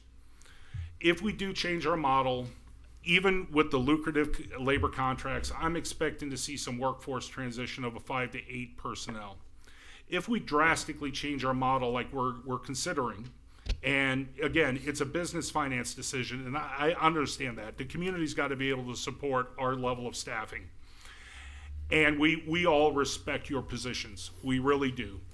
However, if we start changing from what the workforce norm is in the service delivery model with impassioned people, I would anticipate going from 5 to 8 personnel transitioning to potentially 15 or 18, and running the numbers for every 3-year firefighter that transitions away from the city of Delray Beach. And I'm not going to beat this retention thing to death, but based on my data, statistics, and analysis, a 3-year employee leaving our agency represents about $250,000 when you consider the initial training, the gear, the recertifications, the certifications.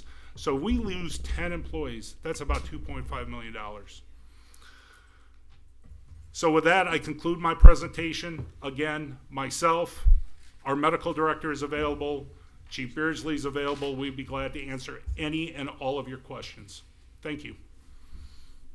Thank you. Would you have any questions for the chief? Yeah, can you go back to what the mid-year budget amendment is? We went through it in the beginning, and then the last slide had the 2 different years, financial years. Yes. This year's. So the mid-year budget is $619,534. Yes, ma'am. And we also have a fire concurrency fee that is collected from a development, and I could bring up our Deputy Chief, Travis Franco. He could talk a little bit more about that to help offset that cost this fiscal year, which drops that to about $260,000 if we utilize those funds. Okay. I seem to feel that in this discussion, you're saying we could opt to not seat 3 people in those vehicles. I thought that wasn't an option for us in light of the contract. The contract. Oh. Wait, I'm sorry. May I ask the city attorney?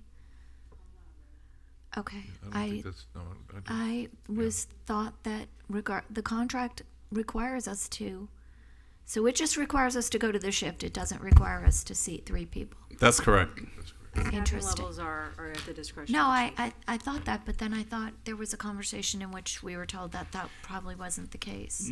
No. there was some discussion about that Okay. from them saying that they needed a third because of the Right, because we the stepped response into time third and- people because of the drug problems we were having in the city. That was That's how that we segued into that, because we were responding to so many calls where people were overdosing. It was an unfortunate and difficult situation, and that was a great way of addressing it. And look, I think we'll all say the same thing: better response time, better for our residents. We don't, but I do question one of the things you said, and forgive me. You're talking about how many people will have to respond. When we all listened to that fire call after the accident, 4 trucks were responding to the same fire.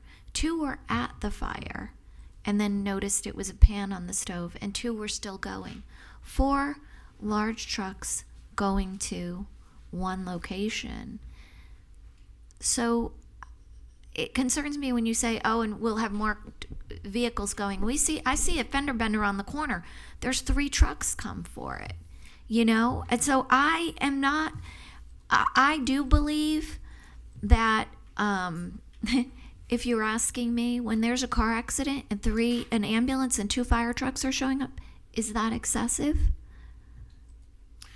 So what I would say to that is, again, those calls are received by a call taker who follows a pro QA dispatch system. So they are acting and assigning resources based on what the caller is telling them. So one of the calls that I took a look at when I first joined the team, when you hear that 911 call and what our dispatch center is being told, Right. you know, they're being told everything from there's a car accident with the person unconscious in the front seat and I don't know if they're breathing. You know, so the dispatch center is going to assume they have a traffic accident, there's a person seriously injured, we're going to potentially have a trauma alert, which means we're going to have to prepare them for medevac potentially or other advanced procedures. They are going to need a minimum staffing of 5 or 6 on that scene. So we're working right now in collaboration to make a video which is going to help explain the why a little bit. I used it in other communities. But I want you to think, if any of you have the experience or have ever had a loved one who's had a significant medical event, and you drive them to the emergency room yourself. You go in for chest pain, and you're having a myocardial infarction or a heart attack. You're going to first be met by a triage nurse, a cardiac technician who is going to immediately take you back to a room. Once you get to the room, you're going to have a physician, you're going to have a phlebotomist, you're going to have 2 critical care nurses, a respiratory therapist, and an x-ray technician taking care of that critical patient.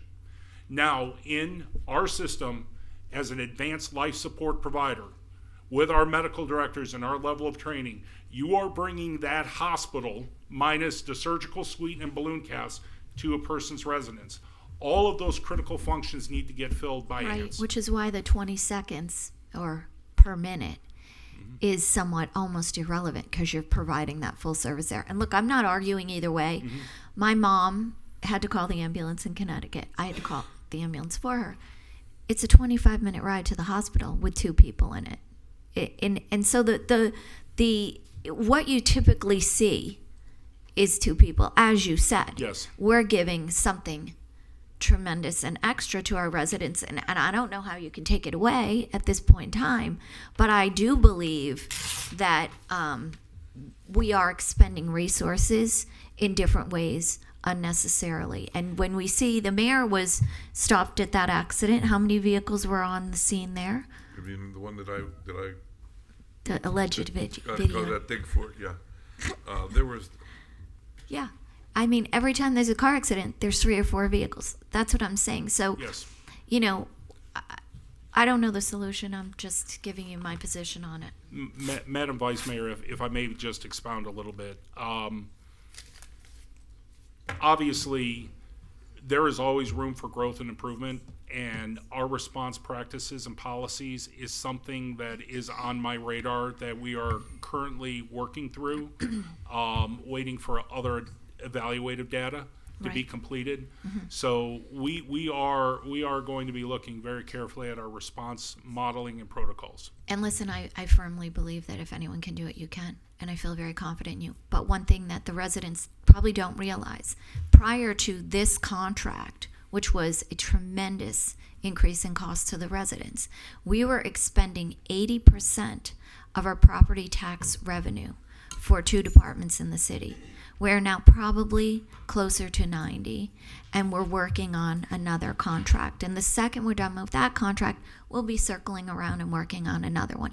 It's a constant cycle, and our taxpayers, cannot keep up with it. And we need a solution. Thank you. Thank you, Commissioner ma'am. Burns. Yes, I would just want to thank you, Chief Martin, for the information that you provided. And I am 100% in support of maintaining the current level of service and the efficiencies that this model provides. And, you know, I've had to call several times for my mother and my brother, and it worked for me, and it works for the community. So thank you again for your information. Thank you, ma'am. Commissioner Long. Could we bring the medical examiner up for a minute? Medical director, yes. Director, I'm sorry. Medical examiner, Jesus. I'm sorry. Wrong type of doctor. My apologies. Yeah, that's Is he here, though? Could we bring him too? Thank you, and apologies. Medical director. In your opinion, if we were to implement a reduction in our current staffing model that was referenced, would that have an impact on the mortality rate of our emergency callers in the city? Is this on? Yes. Oh, okay. The concern is, and I understand that you've voiced that in other areas of the country, but in no part, and I'm going to answer your question, no part of the country are we moving toward a two-person rescue. Everyone's moving toward 3. Right. Maybe here it started, the initiation started a little earlier, but everyone is moving. And the reason for that is that we can get to the patient. The survivability of these patients is much greater. And the reason for that is the way we do CPR, it's called pit crew CPR. It was started, in other parts of the country, and it is, we've perfected it here in Delray. And the way we can do that type of CPR is by having as many hands on the patient. And not only is it important to have, as many resources when this type of situation occurs, it's imperative that there's 3 people that respond immediately at the scene that can start this pit crew CPR. So my answer is, if you make this change, there is risk in the performance or the outcomes of these patients. And it's not just CPR, it's stroke as well. I mean, the whole thing with stroke is to get the patient to the hospital as fast as possible. Any minute can make a difference in how the hospitals can deal with these patients. Time is of the essence. So this would have a direct impact on resident safety.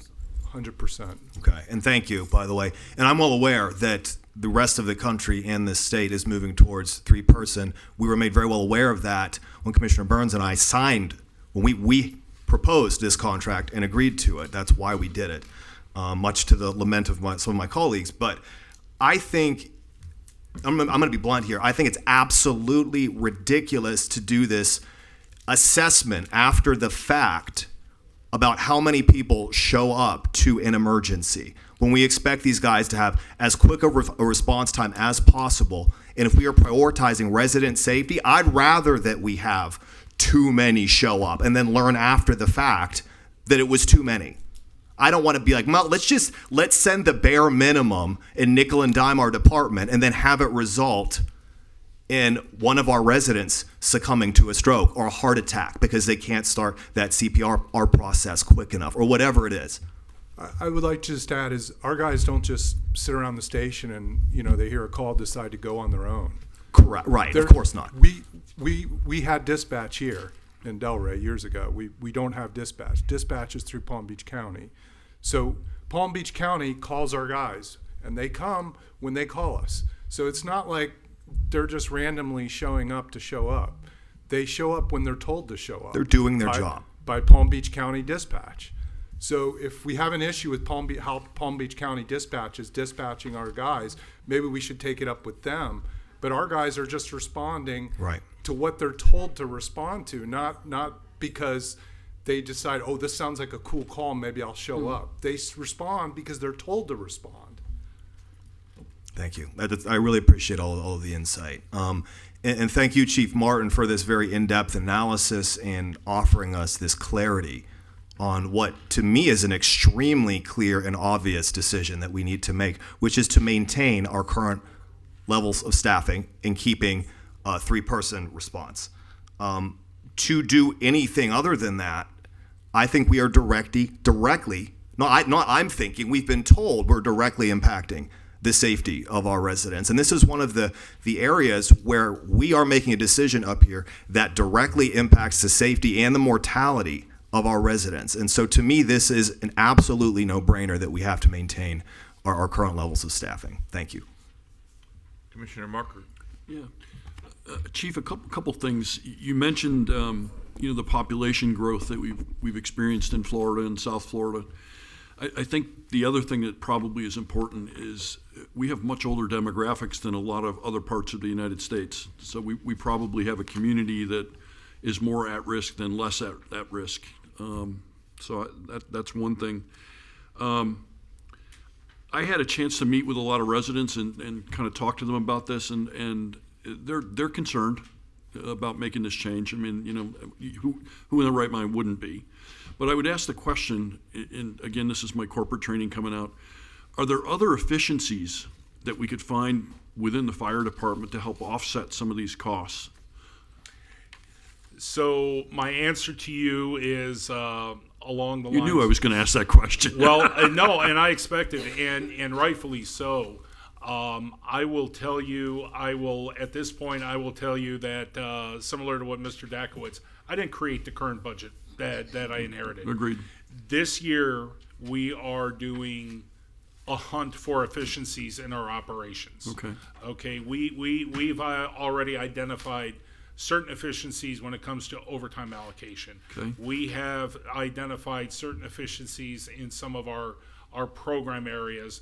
So my department, because I inherited a budget, and it was a budget that I had heard from the citizens as well as, you know, others, that there was a lot of scrutiny under it. I'm taking my department, and I'm taking my department division by division through a zero-based budgeting exercise. That's great. Which is great team building. Yep. And we're starting with zero sustainability. Okay. And then we're going to add how we'd like our expansion and service to look like. So, yes, I'm confident that there are efficiencies in our budget. Myself and my number two, Travis Franco, we are working through that budget, and we're doing a good exercise, as well as all of the division chiefs. And you know, the one thing I will tell you, if there's any, it's a testimony to this chamber. It's a testimony to the city leadership, the partnership as well that you guys enjoy with our labor partners. You know, seeing a 3-and-3 staffing model is a testament to the hard work all of you have done and this community has done with our labor partners. Every other area of the country, our labor partners would be advocating for more people on a fire engine and not on a rescue unit. So that's a testimony to all of you and this chamber and the work that has been done historically to both you to build that labor relationship, as well as our labor partners to recognize where our need is. So you think you can find some of this internally? I'm not sure that I could find the whole $2.5 million, but I'm sure that we'll be able to find some operational efficiencies. Well, I applaud you and your team for looking at that, because Yes. that obviously will help our situation. The one complicating factor that I will tell you is when we look at operational expenditures, take personnel cost out of it. But when we just look at operational expenditures, law enforcement, emergency management, emergency medical services, and fire services have experienced absolute uncontrolled inflationary growth. We have seen corporations that produced our apparatus go from many to conglomerations of big corporate entities that got together to protect the prices and have astronomically increased the cost of apparatus, tools, and equipment, gear. So, you know, we are going to do our best to enhance our efficiencies, to be good partners, be a good department, and make Mr. Moore's job a lot easier with the budget. Now, we don't need to go easy on him.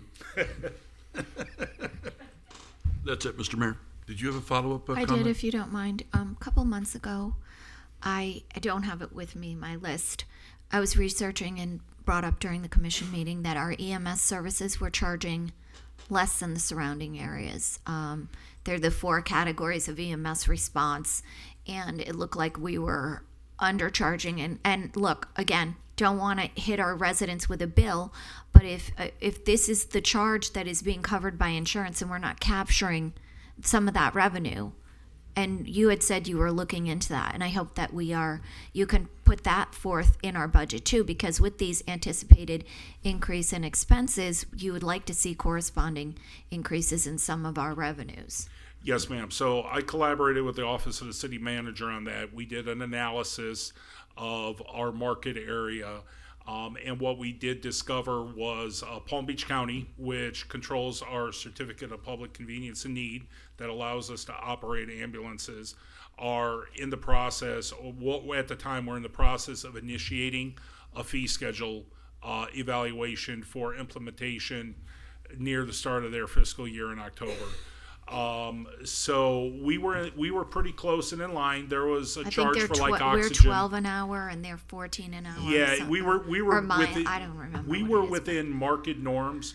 So my goal as your fire rescue chief is to keep our fee schedule competitive with Palm Beach County, and Right. that's based on best practices to align with our COPCN issuer and to keep our fees lockstep there. So Thank we will be evaluating it as part of our budgetary package coming forward. Excellent. Thank you. I appreciate that.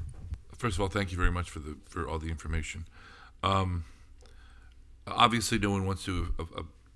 When you're in crisis, you want to have the best people there to help you, and I understand that. I'm not positive that the whole country is going to 3. But that said, we also have the benefit here. We're very close to all the hospitals, so we're not talking about a 25-minute ride, huh? 7 minutes. Yeah, I mean, so the stabilization aspect is you're in the hands of the hospital. Those 8 people that you talked about very quickly here. So it's really the triage and the stabilization to get them into the vehicle to get them there. So whether or not you need 3 paramedics on site, I don't know. Are they all your drivers? All I mean, in some places they have drivers that are different level of. They're not paramedics; they're drivers. Because while I appreciate the argument that two people are in the back cabin doing the work on the patient, the person driving the truck is a driver. So there are opportunities to bring on lower cost employees, and what we have done, firefighter EMTs. And we have brought on those positions. However, because of the requirements of the collective bargaining agreement, if those people elect to go to school, I understand or they become paramedics, then the additional salary upgrades are required per the provisions of the collective bargaining agreement. And I do know that the fire personnel do increase their certifications, which everybody actually wants them to do because they become more efficient at what they do. But there is a cost there, and I'm trying to figure out if we're going to have 3. I'm trying to figure out how to best manage the cost with the 3. I'm not so positive that we need 3. You know how I think on this. And I've looked at the numbers. You and I had several long conversations about what really, when you talk about a response time difference of a minute, a minute could be forever, you know. But oftentimes it isn't because of the proximity to the hospital. So I'm just very conscious of the cost, because we're, you know, if what Mr. Dokowitz says is true and we're coming into this recession, et cetera, then we're going to have to be watching every penny. And it can't just go to make people feel good that they have 8 people show up at a scene. I mean, I will tell you that a friend of mine, they had a heart attack. They were happy that everybody was there. They felt good. I don't think they were all necessary, but he felt great. He survived too, and he got very good treatment. So that's, Mayor, that's could I ask, are you asking the question, and it's actually a great question, could you have one driver who is not That's where I'm going. actual, that's what I thought you were asking. So, but what the chief is saying is that due to the collective bargaining agreement, that driver can then elect to increase the certifications, in which case they have Not to. if he's not a fireman EMS, if he's just a driver. Well, that's where I was going with it. He wouldn't have to just do any of but that to just certification. go to drivers without necessarily having them. Any changes like that, we would have to bring forward in the collective bargaining process when we would open up the labor agreement for negotiations. Right now, I don't believe we would be able to do that, but I'll defer to the city. I don't know that the collective bargaining agreement requires them to be. I happen to think the that collective. seems- I don't see where the collective bargaining agreement requires that you have that person in behind the wheel, and that's where I'm going with possible cost savings. Does it read 1 lieutenant and 2? Is that how it works? No, but because you have these employees in place already, you'd have to do what's called impact bargaining, because if you're going to change their rules and wages and things like that, there's impacts to their employment, to their benefits, their wages and things like that. So you would have to engage in impact bargaining. Anyway, something that I would certainly like to look at. Yes, sir, I understand. And thank you, Doctor. Absolutely. I'll just say one last thing is I wasn't here to, I understand your constraints with budget and I respect that. I was just here to talk medically, and I feel medically, we're moving in, we're in a good place in the department with what we have. And I think we actually have an outstanding department. I agree. And I really do, because every person that I've known that's interacted with the department has had nothing but great things to say. Yeah, it's really a fantastic department. You guys would be, I'm in kind of a, I've been with the city for a long time, but as a sort of an outsider, but an insider too, I just want to relay to you how fantastic, how many smart people there are in this department. It's absolutely incredible. I work in several departments in the area, and this department is just top notch. We would just keep people not going to the medical examiner, and that will be great. Thank you both very much. Thank you all. No, it was good. Oh, no. Do we have any other?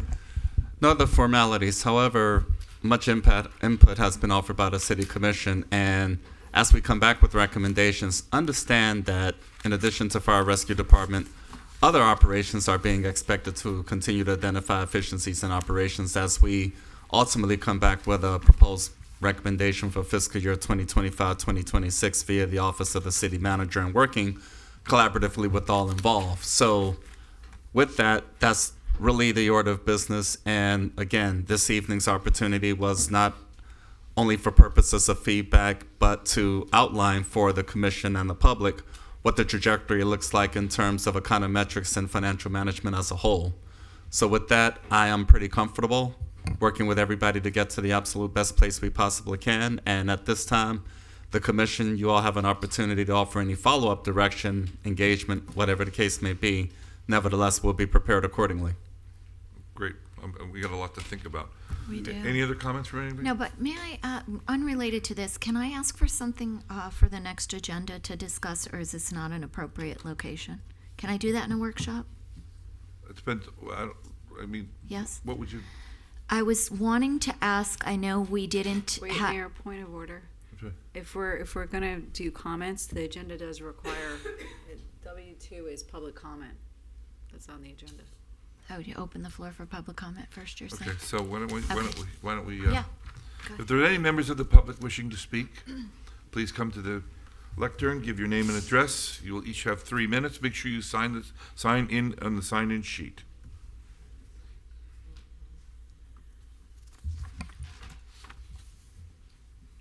How you doing? Mayor Carney and commissioners, Mr. Moore. Today was informative for us. It's a lot to unpack in one meeting. You need to introduce yourself, Mr. Jones. We know who you are, however. Oh, I'm Byron Jones. And address. 205 Northwest 2nd Street. Thank you, sir. I hope nobody coming to my house with any event. So what we think that every day. I know. That's true. That's true. One thing to think about is that we're talking about an annual budget today, and there was a lot of dialogue between, should we have 3 people on a truck, 2 people on a truck? That's very tactical, and it's not very useful. Which, honestly, I think you need to start with a 5-year strat plan. And that strat plan is going to be on the operating budget, the capital expenditures that she explained today, and also on the and also on the water sewer. Because we'll see on the water sewer, our rates are going up. Some rates are going up quintuple over the last 5 years, and that turns into what I call we got to develop a citizens living index. Everything's going to hit all the citizens at one time. All decisions that you make come back to the citizens to pay for. Because it's either going to come in property taxes or sales tax or other revenue that's generated. But the problem with it is that we're very tactical on the 1-year operating budget, the 1-year capital budget, right? We need to be very strategic, because I think there's some things on the horizon that are going to impact us, that we don't see it right now. The gentleman today spoke about it. And we have, so if we have that mentality and then we boil that down to what I call a citizen index, or what it costs to live here in Delray Beach, it'll help you make the right decisions. And the really important thing about a 5-year strat plan, it'll give you the offshoots. And so in other words, if something were to arise, you know where to get off the ramp, because there are other things that will take priority. And so that's one thing I would think about. I think we need to reassess the Northwest project. I think the cost basis for the Northwest project was 3-4 years ago, it's gonna cost a whole lot of money. And so right now, I see it in this room, I've only been in one meeting in a long time, that there are variables that are gonna impact us that we don't have our eye on for the next 2 to 3 years. And this is why you end up with budget adjustment after budget adjustment that's going on, and then it all comes back to the resident to pay. That's all I have to say, but I would just, the other thing, we need a balance sheet review. And so we talked about the reserves. I don't know what the reserves were before. I would look at reserves as a percent of installed capital base, because that's why the reserves are there. We're using reserves right now to plug. Every year we have a budget hole, and we use the reserves to plug. Yeah. So we're not doing the balanced budget from the beginning, because we use reserves to plug the hole. Yeah. The reserves should be there if we have a real catastrophic issue. Yeah. Those reserves should be based upon a net asset base of things that will be destroyed when we have a real problem. That reserve of $42 million don't feel real comfortable with me, based on what I see what's going on right now and what things that could happen to us. And so those are some things I think we really should think about. I think the water issue is a problem, because it went from 120 to 280. It's a problem, but we got to do it. We want clean water, we want sewer, so we got to do it. I'm not saying we don't do it, but that just means that we only have so many variables to address. Thank you. Thank you very much. Montre Bennett, 323 Northwest 2nd Avenue. I listened to this meeting and made it just time for public comments, but I'm not sure who's over the cemetery. I know can't nobody's be buried in the cemetery, and I hope y'all got a line item and some money ready to go ahead and build this mausoleum, because my people want to get buried in Delray. They not trying to get buried outside of Delray, and y'all need to figure that out. That's all I really want to talk about, really, because, yeah, find some land, build that mausoleum. Y'all got 2 parcels where y'all supposed to build that. Do that thing and quit waiting. What we waiting for? Jesus to come back? Well, actually, we would need cemeteries then. He would raise everybody, right? Good afternoon, Mayor, Commissioner, City Manager, Attorney. My name is Ann Stacy Wright, 225 Southwest 7th Avenue, Delray Beach, Florida. Today, Pompey Park is a city facility and is hosting the Coco Golf event. And I'm attending this very important workshop because decisions are being made that affect all residents. I feel that, I don't know who's responsible, but I feel that there is poor planning in having 2 city events at the same time. The Coco Golf event, which I would love to have attended, and I'm sure that they would love to have had the mayor and all of the commissioners to attend as well. Now, to my budget. I am here to speak on behalf of, to talk about the police department.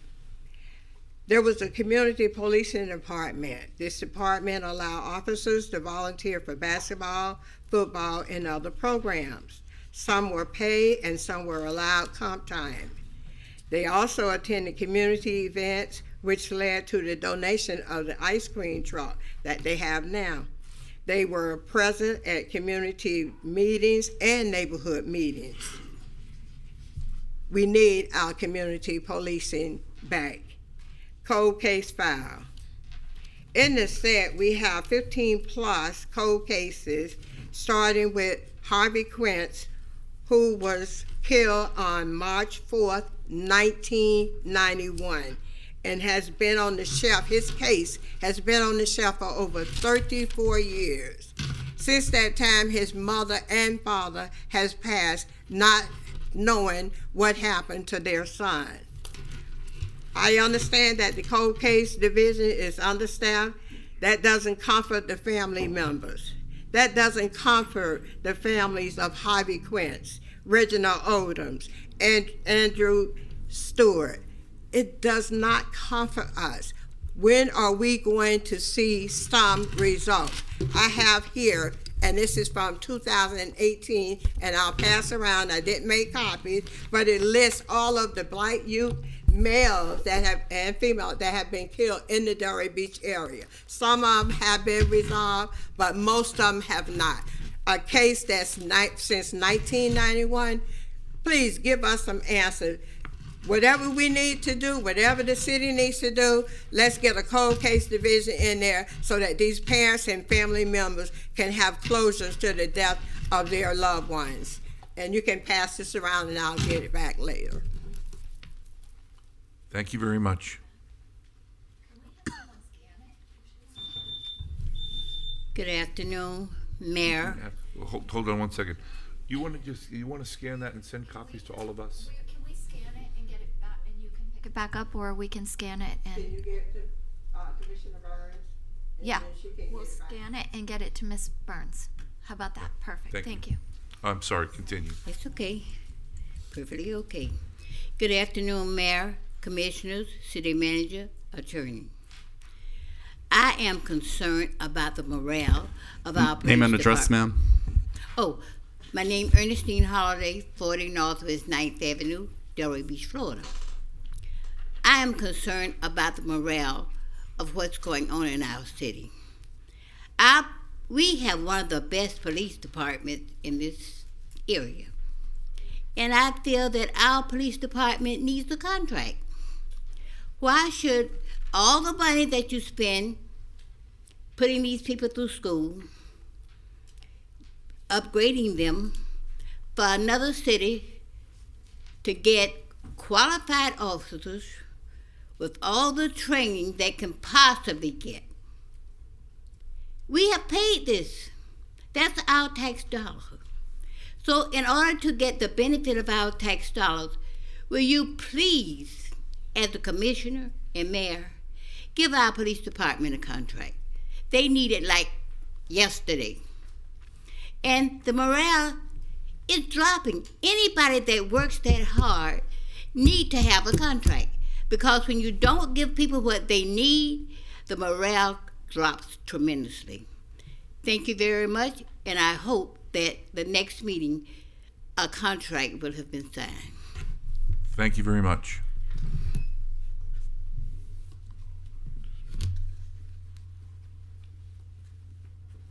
Good afternoon, Mayor, Commissioner, City Manager, and City Attorney. My name is Dolores Rangel. I reside at 619 Northwest 45th Drive, Delray Beach. On January 16th of 2024, the Commission voted 5-0 approving an Ordinance 4223 amending the Code of Ordinance regarding employee policies and benefits retirement plan. This is for the retired employees.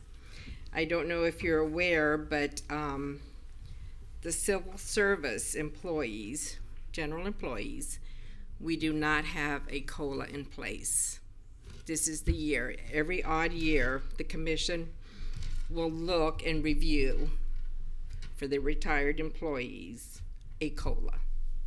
I'm just here to remind you that was an ordinance that was voted and approved last year.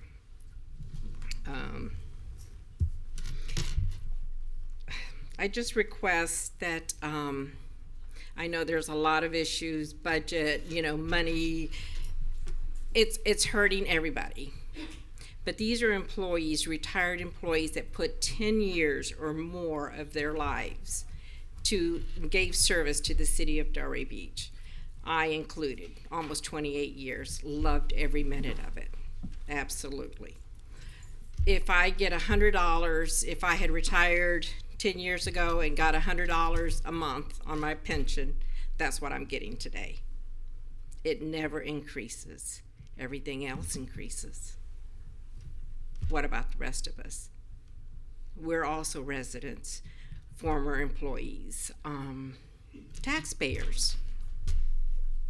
I know everybody's asking for a lot. Recession, they say it's coming, it's not coming. I don't know. We don't know. I just request that you consider what was voted on and that you add it to your upcoming budget meetings. And that's all I have to say, and I sincerely thank you for your time. You guys always make me so nervous. You're so serious. But seriously, I enjoyed my time with the city. I was a great employee. I hope I was. Very ethical, very honest, and outstanding. And everybody else is getting rewarded, but as civil service employees are not. So I ask that you take that into consideration, and thank you very much. Have a good evening. Thank you very much.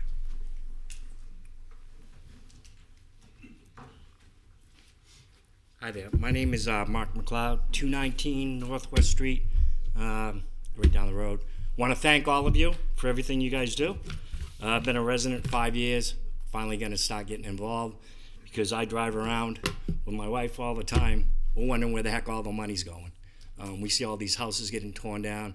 We know what then gets put in. Now I kind of know where a bunch of it's going. Our capital budget in 2021 was $36 million. Now it's $250 million. That's 7 times spending. I'm just doing not got involved with numbers, but I'm a numbers guy and I'm starting to do numbers. Our population's pretty much the same over the last 5 years. Cost of living in Delray Beach is 6.6% higher than the average of the rest of Florida and 8% higher than the rest of the country. Okay, we're doing a great job. I love what's going on. Blew me away. We're going to lose that 1 cent sales tax, and we got $250 million in the capital budget. That's a huge shortfall. I have all the respect in the world for the fire and the police. When we add 15 or 22 more people, we're never going to reduce them. That's going to be a new cost, and then they're going to be here X amount of years, going to have the cost of living, all the benefits, and then the pension. All we're doing is increasing what I call permanent costs that won't ever go away. And we're already, in my business, I see the recession. Every single day I work with small business. I'm a CPA as well as a financial planner. Trust me, every single day. What they were talking about, the fire chief, talking about the cost of all the equipment, everything going up, that's going across the board, okay? And we got to put a handle on this spending because everybody's real estate taxes are pretty high now.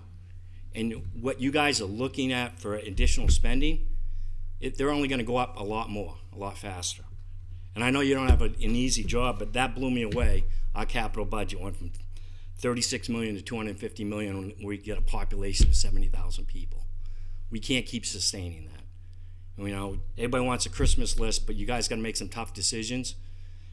I didn't know there was 3 on a truck or 2 on a truck. I guarantee if I ask the majority of the people I am, and I'm going to ask all the people I in Delray if they know there's 2 or 3 on a cruise. And don't get me wrong, I had a heart attack. I had heart surgery in September. I know all about it, okay? Every second counts, but you're right. 7 minutes is nothing compared to, I'm from Portland, Maine.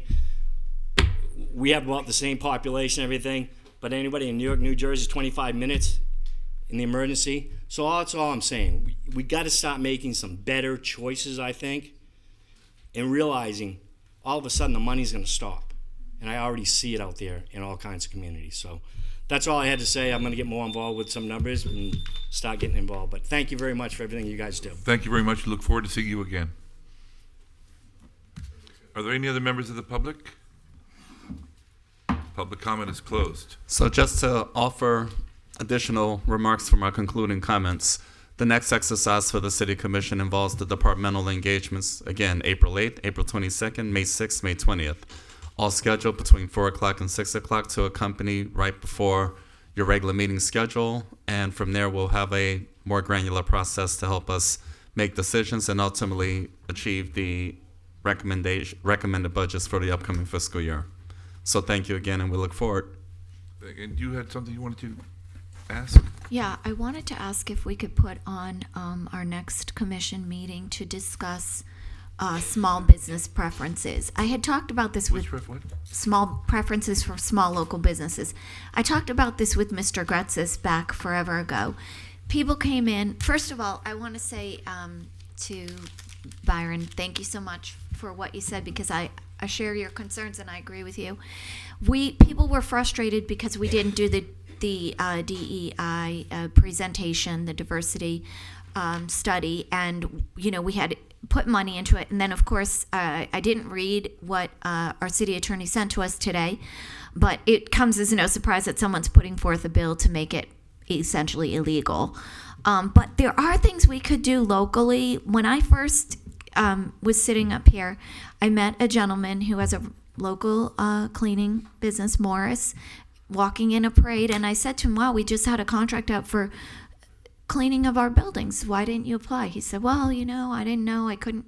And there was a whole extensive conversation, but as someone who's a local resident, if he was qualified and he could get that business, and I'm not specifically him, maybe the contract was, not for him, but I think because we cannot move forth with this DEI stuff, if we could put in place local preferences, maybe we can do something in the meantime.